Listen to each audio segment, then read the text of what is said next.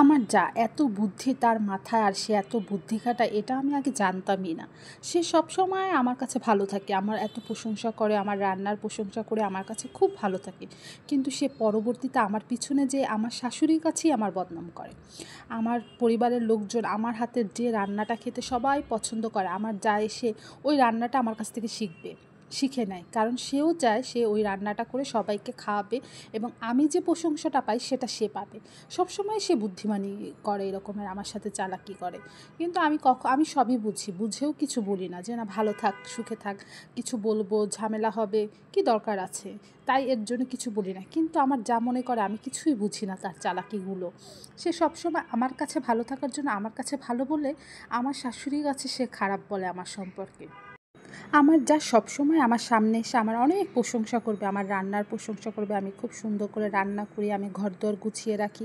সবসময় প্রশংসা করে করে আমার কাছ থেকে সে কথা বের করতে চায় যেন আমি আমার শাশুড়ির সম্পর্কে একটু খারাপ কিছু বলি, সেটাকে সে যেন একটু বাড়ায় চাড়ায় সে যে আমার শাশুড়ির কাছে লাগাইতে পারে। কিন্তু আমি কখনোই কিছু বলি না, কারণ আমি তো তাকে চিনি, সে কেমন মানুষ, এখানের কথা ওখানে যেয়ে লাগায়। কিন্তু তারপরও আমি কিছু বলি না, তারপরও সে যায় কথা লাগাইতে থাকে। এইটা মানে তার একটা স্বভাবে দাঁড়িয়ে গিয়েছে। তো ভাবতেছি একদিন তাকে জিজ্ঞাসা করব। আবার ভাবি যে তাকে জিজ্ঞাসা করলে কি লাভ হবে, তার স্বভাব কি চেঞ্জ হবে? সে তো মানুষটাই এরকমের। আরও দেখা যাবে জিজ্ঞাসা করা সে আর একটু বাড়ায় চাড়ায় বেশি কিছু বলে ফেলবে।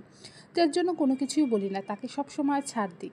আর যখন বাড়িতে কোনো গেস্ট আসে তখন সে কিছুই করতে পারে না, কারণ সে অসুস্থ, তার শরীর ব্যথা, মাথা ব্যথা, এরম টাইপের সে একটা অজুহাত খাটায়, কারণ তার জন্য কোনো কাজ করতে না হয়। সে কোনো কাজই করতে পারে না, সেদিন খুব অসুস্থ থাকে, বাসায় কোনো গেস্ট আসলেই সে অসুস্থ হয়ে পড়ে। আর আমি সবসময় হাসিমুখে সব কাজ করি, কারণ মানুষকে রান্না করে খাওয়াতে, মানুষের সেবা করতে আমার কাছে খুব ভালো লাগে।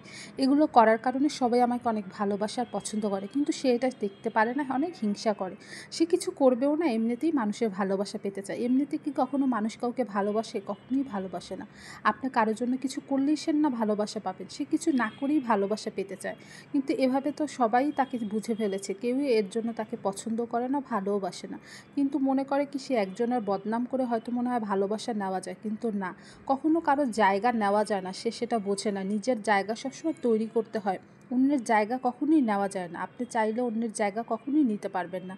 সে মনে করে আমার সম্পর্কে খারাপ কথা বলে আমার জায়গাটা নেবে, কিন্তু সে আমার জায়গা নেওয়ার চিন্তা করে সে নিজের জন্য জায়গা তৈরিই করে না।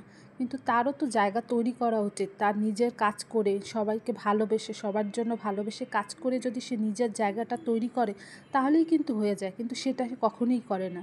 সে কষ্ট করবে না, পরিশ্রম করবে না, কিন্তু সে সবার ভালোবাসা পেতে চায়, সবার প্রশংসা পেতে চায়। আর এই চক্করেই সে সবসময় আমার সম্পর্কে খারাপ কথা বলে বেড়ায়, কিন্তু দেখা যায় এতে তারই ক্ষতি হয়, আমার কিছুই হয় না।